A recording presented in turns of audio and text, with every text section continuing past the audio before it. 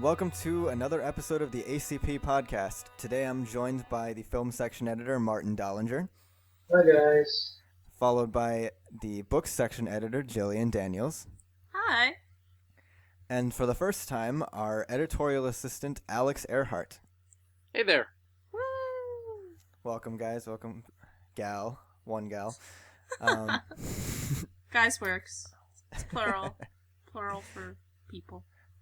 All right. To start things off today, since this will be the last podcast before the holidays, let's talk about our favorite holiday specials. Could be Christmas, Hanukkah, or otherwise, whatever you like. We're not picky here. Mine will not be 8 Crazy Nights. Well, it's good as Adam There are a lot of things wrong with 8 Crazy Nights.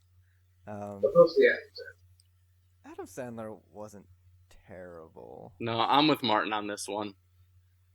It was a pretty awful movie. It just...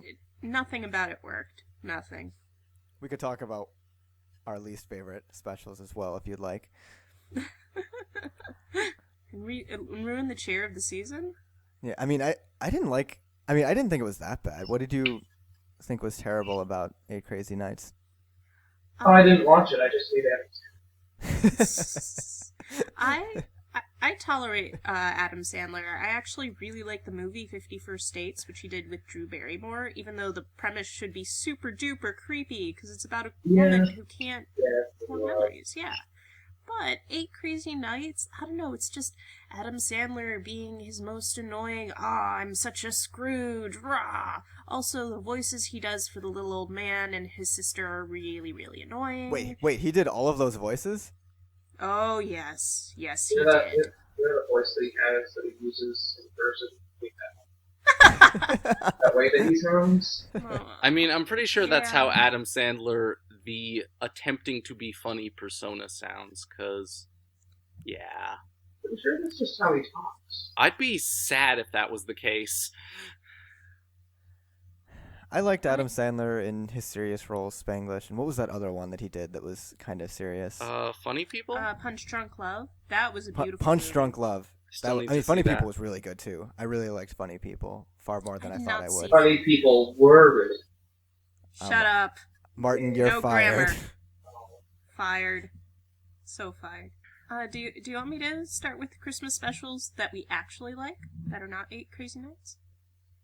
Go for it. Probably the most obvious one, Muppet Christmas Carol, starring Michael Caine as Scrooge. I don't know, there's just something about it that balances, like, the drama of the story and the humor, and it's a big nostalgia point, and it's one of those movies that I went back and I watched, and I was like, oh, well, I'm sure it won't be as good as when I was a kid. No, it was excellent. No, this is the Muppet Christmas Carol movie. It starred Michael Caine. It was a 1992 movie. It featured... I did not hear what you said. I'm being honorary. You sure are. Statler and Waldorf play Jacob and Robert Marley, because there's two of them. Oh, fantastic. And Gonzo plays the narrator, who sort of follows him around, and they do With Rizzo some the really Rat good as stuff. that one. Oh yeah. They do some really clever stuff also with the Ghost of Christmas Past, Present, and Future. Especially Future. That shit is creepy. Yeah. Who played Future? It wasn't like a particular character. Mhm. It was just a scary one. Oh, okay. Yeah, and like a cowl with a bone hand. Oh my god. Yeah, it's one of my favorite Muppet movies, up there with Muppets Take Manhattan and what was sorry. Up there with noises. Noises in the woods. The one with the That's my favorite special. The island and the pirates. Muppet Treasure I Island? mean, Treasure that wasn't a Island. Christmas God damn movie. it. Oh, okay. Anyway, so Alex, what's your favorite Christmas special or holiday special? If you're being PC is really hard. Oof, that's honestly a tough one. My gut instinct is to say Christmas Carol. Christmas Story. Oh my god, I'm losing my mind. I'm sorry. I wrote my first article on a Christmas story. Not my first article. First holiday. About how it's not really a Christmas movie? That was a long time ago. We've been doing Yeah. this a while. Guys, are we old? No. Okay, good. Just had to make sure. Anyway, Alex, go ahead and talk about A Christmas Story. It's the movie that will show, like, on Marathon during Christmas on a number of channels that are allowed to license it. So yeah, you have seen it. Our listeners I have saw a probably stage seen play it. version of it. I will give a slight pay raise to the first person who can name the gun from that movie. that BB he Rider. loves. Red Ryder BB gun. No. God damn it. So yeah, so what was it about? What was it about that special that got to you? I mean, I think what gets to me is, as warped and dysfunctional as a lot of the family interactions are, there's a warmth to it. It doesn't sugarcoat the holiday. I guess what I'm saying is, like, this feels like being a kid and growing up and having Christmas with your screwed up family, and In the 1940s. in the 1940s, yes. Or 1930s. One of those. The Wizard of Oz was 39, so it would have been the 40s. I will say that I've tried watching this Christmas special, Christmas Story, and it hasn't really gotten to me the way it has for a lot of people. I really didn't grow up with it. Did you want to shoot your but eyes out I afterwards? did. I don't know. I like the family dysfunction, but I also think that it's sort of surrounded by this very syrupy nostalgia for the bygone days of the baby boom generation. Well, that's because it's the icon of that. Like, the writer is, well, it's pseudo-autobiographical. It's this guy's memoir. He's writing about his childhood, growing up in the beginnings of suburban Indiana. Yeah. Pseudo-rural. Yeah. But What bugs me about the movie is that Mhm. Cleveland has sort of appropriated the house because it's not here, even though it's set in Indiana. it's true. They have a museum up. We've also You gotta give them something, Oh, right? Cleveland. we've also appropriated Superman because the creators were born there. Well, they didn't appropriate Superman because the creators were born there. It's not appropriation if it started here. That said, Metropolis is clearly Chicago. You're clearly Chicago. I am. Metropolis is New York. But the writer of A Christmas Story, like Gene Shepard, he did a lot of stuff on radio that was these similarly sort of wry, funny memoirs. He's got another book that I have on my shelf. They shoot canoes, don't they, or something? In God We Trust, All Others Pay Cash. Oh, yeah. And I don't know. There's definitely a part of the setting. I would always watch it with my dad's half of the family, who are lovely people, but there's a more rough around the edges sensibility of that. And to them, I'm trying to be diplomatic here because I love them all. But the experience of sitting with your family and watching A Christmas Story and identifying, it's I don't know, there's nothing. It's a thing, and it's got holidayness to it. It's a thing that's got holidayness to it. It's like, But is that a quality of the movie or your own experiences with the movie? I mean, my own 'Cause I think experiences. you're describing nostalgia. I'm not describing nostalgia. I'm describing You're not really describing it. Haha, he already fired me. God damn it, Martin. Yeah, I did that early this time. I wasted it.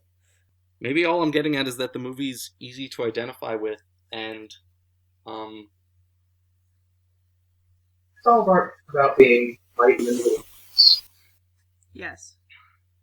that's Yep, everyone. Everyone can relate to that. All of them. Every harsh. single person ever. Accurate.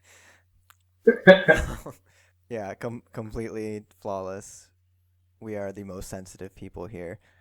Maybe I should rewrite my article on the Christmas Story about how it's only identifies with a particular population. Kind of get into that.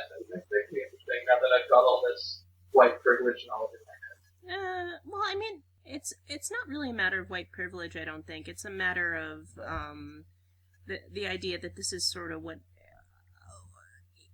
even though it's a dysfunctional family and a very relatable family, it's definitely still sort of fits a very specific image of Christmas, that of suburban, sort of a family that isn't broken but sort of put together, even though they're dysfunctional. I don't know. I don't really call them dysfunctional at all.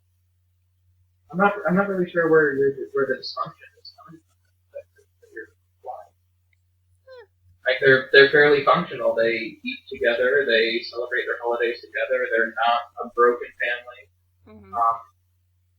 They're really sort of a nice deal. I don't know where you're getting dysfunction aside from the fact that they have. I think Alex brought it up. That's my word, Sorry. and I was using it in sort of, I think, a film critic buzzword way, honestly. They're not genuinely dysfunctional, but, they're not Martin perfect. Chucky, what are your... They're humanized. They're not. And, You know what? Actually, I'm gonna argue with that.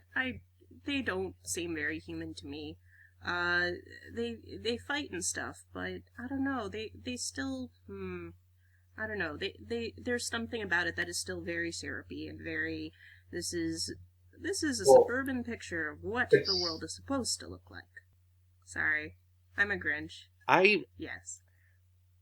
I disagree with the normative aspect of that reading. I think it's Gene Shepherd doing like an affectionate but mocking but affectionate look at how he grew up. It's his life, and I like memoir, and it's an excellent example of the form, I guess. So that was what all my stammering was adding up to.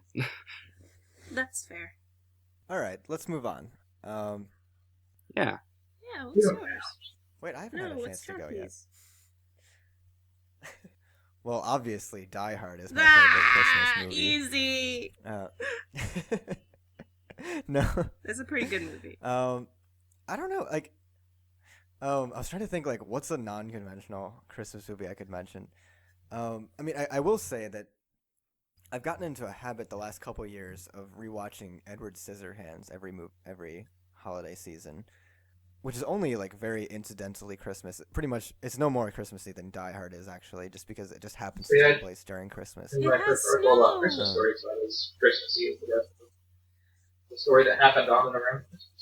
I think Edward Scissorhands definitely falls under the Christmas movie umbrella. It's about seeking out family. It's about an outcast, much like Scrooge, much like Jack Skellington in Nightmare Before Christmas, searching for his place in the world. The only problem is, he doesn't really find it. At the end of as Edward Scissorhands, he just goes back to his mansion. Yeah, that's his place in the world. It's right there. No, spoiler for a movie from the early 90s. But no, it's kind of like it's a story of failure, but the character finds where he belongs anyway, so it's not really a failure. I don't know. It's a beautiful movie to me for like just that pessimism. You want you to find your place outside of your house? Nope, you don't have one. How could they all hate him? He gave them haircuts. And he gave their dogs haircuts, too.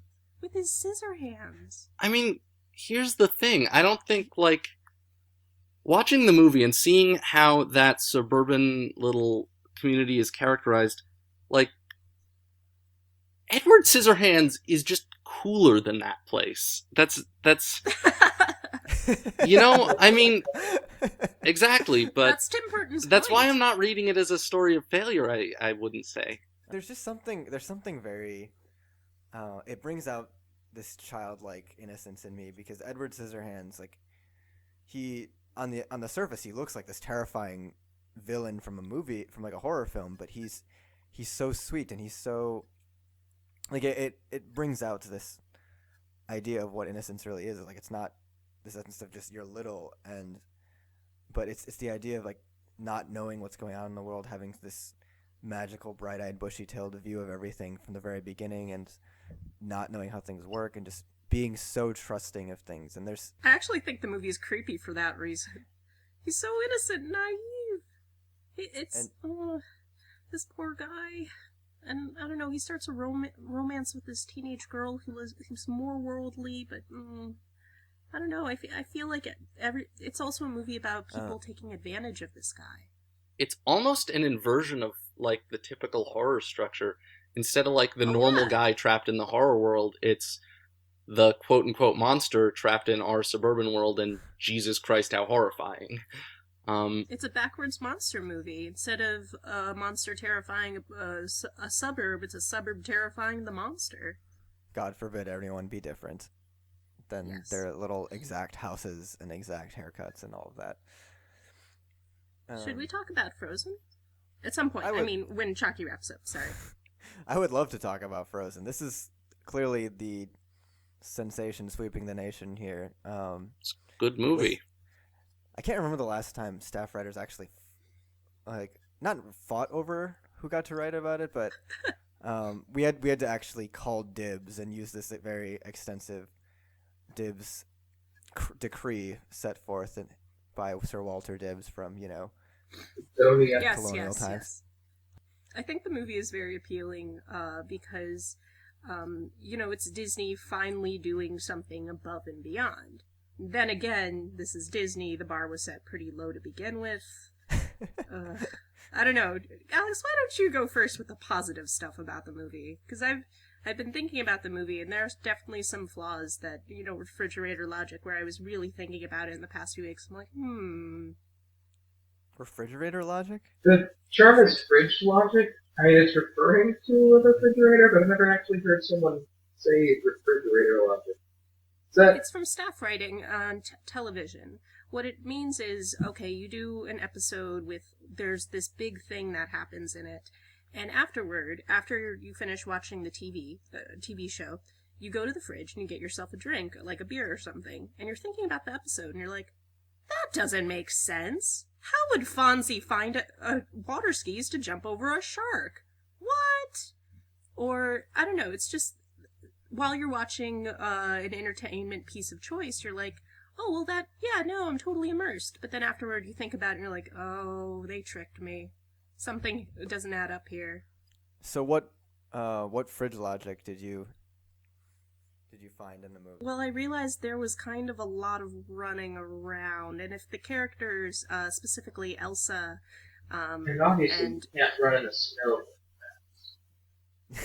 Martin, shut up. This is the only problem with the movie, nothing else. Actually, I think I see what you're getting at, but go on. I think the plot of the movie would have been solved if the two main sisters had just sat down and talked.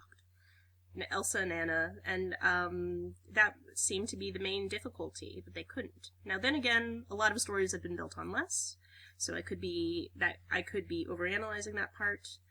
But I also kind of want to poke at how critics have sort of been talking about how wonderful it is that Disney has finally released a movie about sisters. Lilo and Stitch was about sisters too. The Fox and the Hound was about sibling stuff. I mean, that's not new territory. It's new territory in that the true love of the story is family love. No, that's different. That was what Lilo and Stitch was. So that's still not big. I need to watch Lilo and Stitch again is what this is telling me. Got no idea what y'all are talking about. If I could play devil's advocate for a second on the if they just sat down and talked thing, it's like, of course, if we just sat down and talked about the weird stuff we've been trying to sort of keep under wraps and not acknowledge, then we'd have a lot less conflict built on that. I think. Yeah, what family does? Exactly. That they could have solved their problems by just sitting down and talking. Like, I think that's really, that's with the character arcs of the sisters. It's not a plot hole at all. It's the opposite of that. Sure. Okay. I can see that. I guess my only other problems with the movie are like my problems with a lot of Disney stuff. oh, look, they made characters that would make wonderful little squish toys, specifically the trolls, which appear to be, I think, attempts to compete with the Minion toys that have gotten so frickin' popular with Despicable Me and Despicable Me 2. Yeah. And also, yeah, but I don't know, and I'm not sure they were entirely successful with all the songs. But saying all this, Frozen was awesome. I cried in the theater.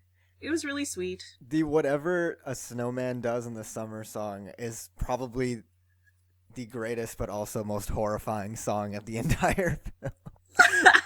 I think what's brilliant about it it... felt so bad. What's brilliant about it is, like, for the kids, it's funny because it's conceptual. Oh, a snowman that likes the sun, but a snowman will melt. And then adults who really get mortality more than that are like, we're able to look over at each other in the theaters and be like, oh shit, this is twisted. I remember, like, when I was in the theater, that was actually, like, my reaction. Like, I had this sick grin on my face, and I turned to the date I had gone with, because nerds pick the best date movies. And I turned to her, and I'm just like, I have this same maniacal grin, and I think this whole thing relies on a visual we don't have on radio, but fuck it, we'll go with it. Final thoughts on Frozen. I might see it. It's a good movie. You should see it. Yeah, ignoring fridge logic, which is, going to happen from any sort of kids show. I disagree with that statement, Chalky, very, very much. But, no, go ahead. We'll say ignoring fridge logic that exists in some capacity in the world. It's definitely a pretty solid choice. I've enjoyed it thoroughly. And yeah, the songs are hit or miss, but there are some good ones, almost all of which involve snowmen of some kind. Yeah, all in all, it's a very solid movie. The humor works. The character arcs are very cohesive. I think it's a wonderful movie. You should go see it. None of us were paid to say this. The last movie I saw in theaters before this was Thor 2, and I just kept thinking, wow, this narrative hangs together so much better than the movie that was supposedly for grown-ups. Yeah, it's true. Thor doesn't set the bar real high. No. Neither does Disney, but Frozen right. makes it. Also, first female director. Woo. Yeah, I noticed that in the credits. Yeah. She also wrote Wreck-It Ralph. There's also a lot of things. Small side note, if you do go see this, stay for the credits, because there's like random little tidbits in the credits that are mildly entertaining. And also there's a scene at the very end that is worth watching. It is. Anyway, let's wrap this up since we're almost out of time. Thanks for listening, everyone. I'm Chalky. I'm Jillian. And I'm Alex. And hope you guys and girls have a happy holidays of any kind. Have a happy excuse to get free stuff and see your friends day. Those are always the best holidays. And eat extremely fattening food, because after this there are no more excuses, and you will just have holiday weight. Woo! All right. Have a great one, guys. Bye. Peace.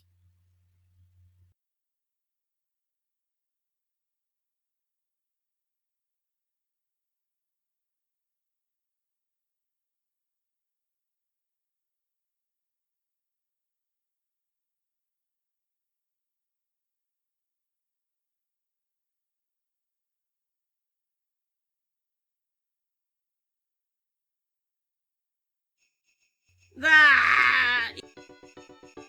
Red Rider BB Red Rider BB gun. Let's wrap this up. Ah! Adam Sandler wasn't terrible. Ah! Adam Sandler wasn't terrible. No. Marten, you're fired. No. Marten, you're Fine. fired. Marten, I'd you're be fired. sad if that was the case. Ah! No. Fine.